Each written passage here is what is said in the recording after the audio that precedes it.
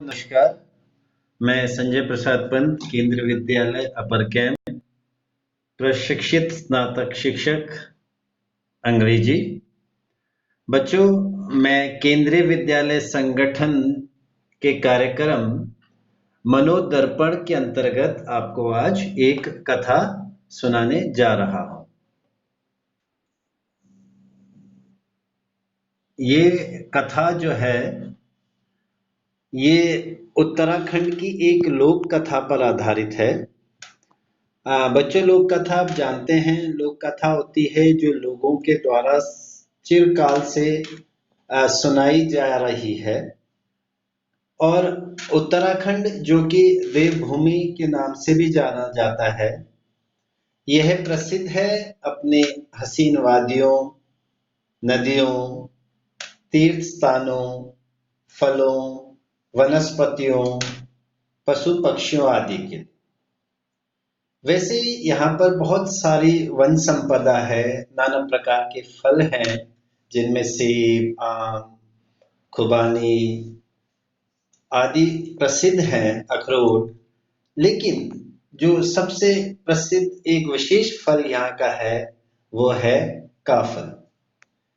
जो बच्चे यहाँ से हैं, उत्तराखंड से, वो जानते हैं कि काफल का फल क्या होता है। लेकिन जो उत्तराखंड से नहीं है, उनको मैं दिखाना चाहूंगा काफल। बच्चों, ये जो फल है इसको काफल कहते हैं और ये बहुत ही रसीला फल होता है। और इसको इस तरह टोकरी में जंगल से लाया जाता है। ये जो फल है ये आपको घरों में नहीं मिलेगा, ये जंगलों में ही होता है।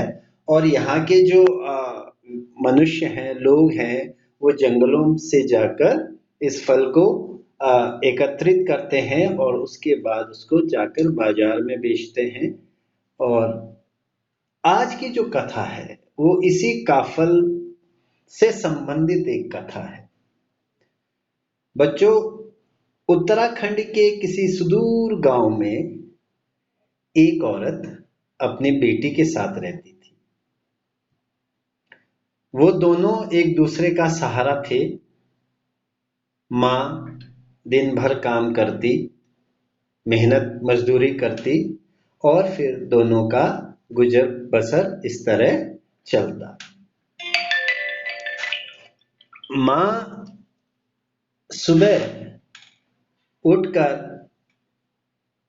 एक दिन काफल के जब सीजन होता है बच्चों, ये मार्च से और जून तक होता है, तो माँ क्या करती है कि सुबह उठकर काफल लेने जंगल चली जाती है। बेटी सो रही होती है तो वो जंगल चली जाती है, क्योंकि काफल लाएगी, फिर उनको बेचेगी तो कुछ पैसा मिलेगा। इसी तरह वह सुबह उठकर जाती है और काफल की टोकरी भर कर लाती है, जैसे मैंने आपको दिखाया था। जब वापस जंगल से आती है तो देखती कि उसकी बेटी उठ गई है, लेकिन उसको ना तो उसे नाश्ता कराने का टाइम क्या, बनाने का भी साधन नहीं था। और उसको इतनी फुर्सत नहीं थी कि वो बनाए, क्योंकि उसे फिर खेती पर काम करने जाना था किसी और के साथ, ताकि कुछ राशन वहां से मिल पाए। वो बेटी को कहती है कि बेटी, मैं काम पर जा रही हूं और एक काम करना, तुम इन काफलों का ध्यान रखना। टोकरी में काफल हैं, इनको खाना नहीं। शाम को दिन में जब मैं काम से वापस लौटूंगी तो कुछ तुम्हें दूंगी और बाकी मैं बेचकर कुछ पैसा इससे मुझे प्राप्त हो जाएगा, फिर हम खाने की और चीजें भी ला सकते हैं। बच्चों, ये बहुत गरीब होते हैं। और जब काफल की टोकरी को बेटी देखती है तो उसका मन बड़ा ललचाता है। वो रात को बिना खाए सो गई थी, सुबह उसे कोई नाश्ता नहीं मिला, पेट में भूख लग रही है, लेकिन माँ ने तो आदेश किया है कि काफल नहीं खाने हैं। उस बच्चे की स्थिति क्या होगी जहां पेट में चूहे कूद रहे हों, सामने काफल रखा हो, खाने योग्य फल, मीठा रसीला काफल, मन बहुत करता है कि खा लूं, अपनी जो भूख है उसको मिटा दूं, लेकिन माँ की बात याद आती है कि काफल नहीं खाने हैं।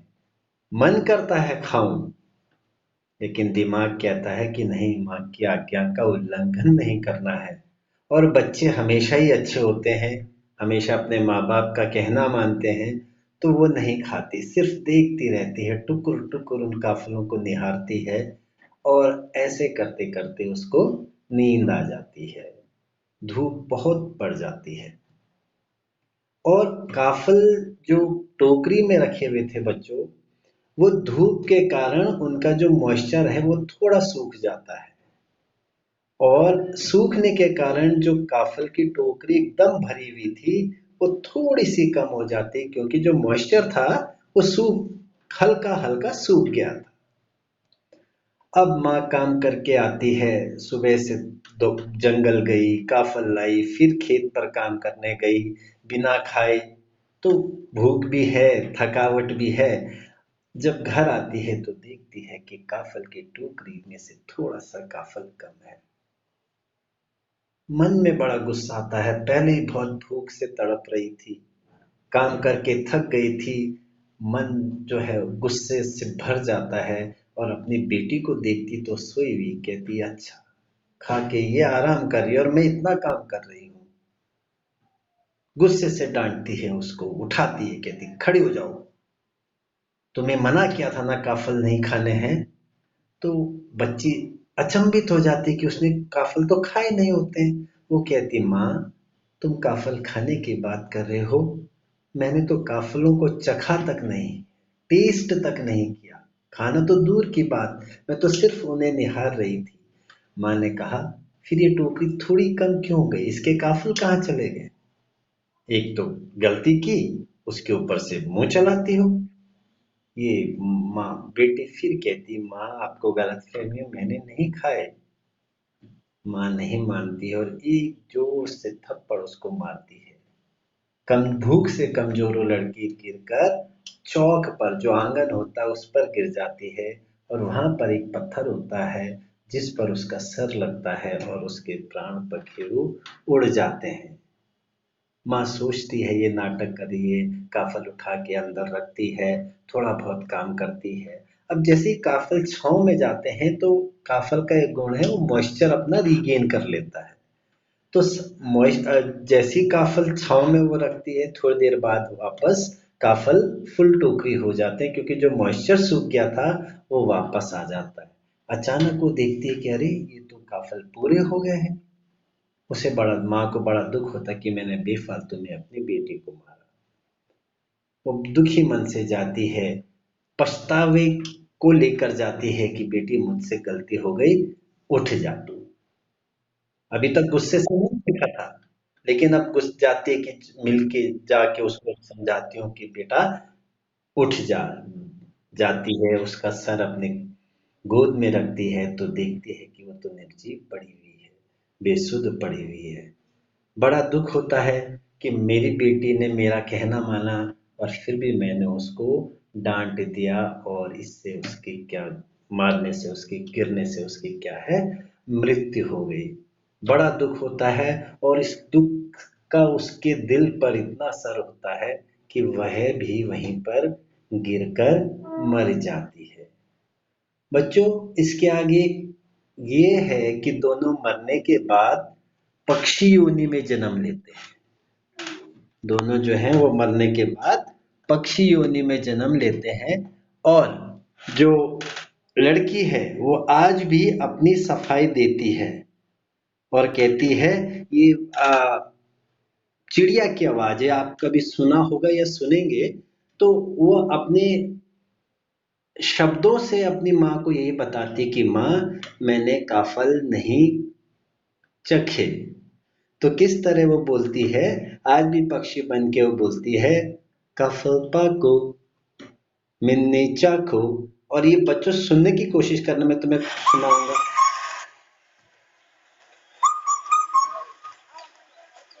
ये आज भी ये चिड़िया बोलती है कि माँ काफल पाको मिन्नी चाको। और इसकी माँ जो है वो भी एक चिड़िया बनकर बोलती है, जैसी ये काफल पाको मिन्नी चाको बोलती है। वो बोलती है पुतई पुता पूर पूर पूर, मीन्स हे बेटी, जो काफल हैं वो पूरे हैं पूरे हैं पूरे हैं।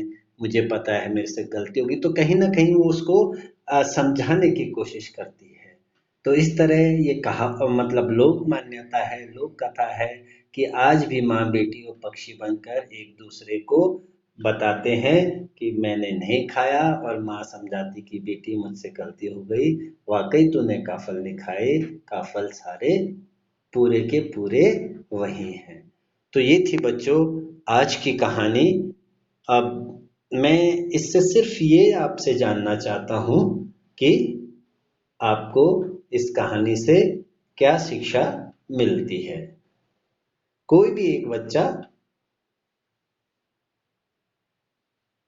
अपना। हाँ, हाँ बोलो बेटा। बिल्कुल सही बात कि हमें बिना। बिल्कुल सही बात, तो सभी अपना माइक अब म्यूट करें। हाँ, इससे हमें यही कहानी यही शिक्षा मिलती है कि बिना सोचे समझे हमें कोई निर्णय नहीं लेना चाहिए। और उसमें से भी सबसे बड़ी बात है कि जब आप गुस्से में हो, जब आपके मन में गुस्सा हो, उस वक्त बिल्कुल कोई निर्णय नहीं लेना चाहिए, कोई काम नहीं करना चाहिए। कोई भी काम करो शांत होकर करो, तब जाकर आपको पछतावा नहीं होगा। लेकिन अगर बिना सोचे समझे आपने कर लिया, गुस्से में आपने कोई निर्णय ले लिया, तो फिर आपको पछताना पड़ता है।